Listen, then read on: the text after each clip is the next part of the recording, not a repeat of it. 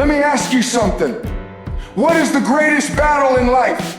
It is not the fight against poverty. It is not the struggle for success. The greatest battle is the war within the fight between weakness and strength, between compromise and conviction, between fear and faith. A man or woman who does not know who they are will always live at the mercy of the world. If you don't know your identity, society will label you. If you don't know your purpose, culture will assign you one. If you don't know your worth, people will determine your value. But let me ask you, who told you who you are? Many live in weakness not because they lack talent or potential, but because they lack identity. Weakness is not always about physical strength. It is about an unstable mind, a wavering heart, a person who drifts like the wind, changing with every opinion, every trend, every criticism. A person without identity is a person without roots, and anything without roots is easily uprooted. This is why people give up so quickly. This is why many compromise their values. This is why so many live in fear of rejection, because they have not yet discovered who they are. Here is the problem. Most people don't live according to the identity God gave them. They live according to the identity the world assigned to them. They live based on labels given by parents, teachers, society, social media, or painful experiences. Some were told, you're not smart enough. Others were told, you'll never be successful. Some have been called failures, nobodies, or worthless. And because they believe the lie, they live in weakness. But let me tell you something. You are not what people call you.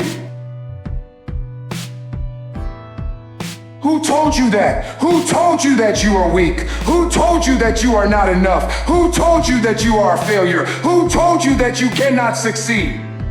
Who told you that you must follow the world to find meaning? Your destiny never told you that, but the moment you accept an identity that lacks strength, you begin to drift from your true purpose. You step out of strength and into weakness.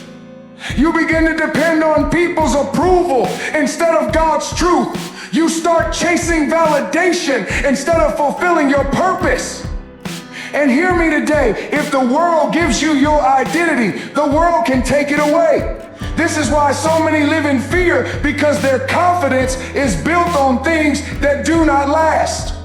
They base their worth on money, but money fades. They base their identity on popularity, but popularity is temporary. They define themselves by relationships, but relationships change.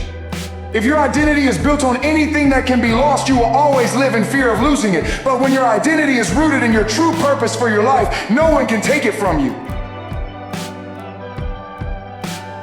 When a lion is born, it does not need to be taught to be a lion, it just is.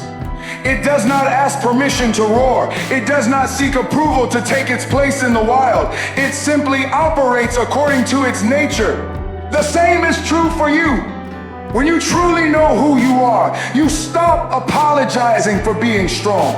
You stop begging for permission to be great. You stop compromising to fit in. You stop shrinking yourself to make others comfortable.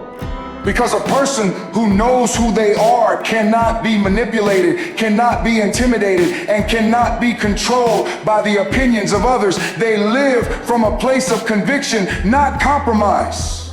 They stand firm when others fall. They hold on to truth when others waver. They remain planted when the winds of life try to shake them. Today, I ask you again, who told you who you are?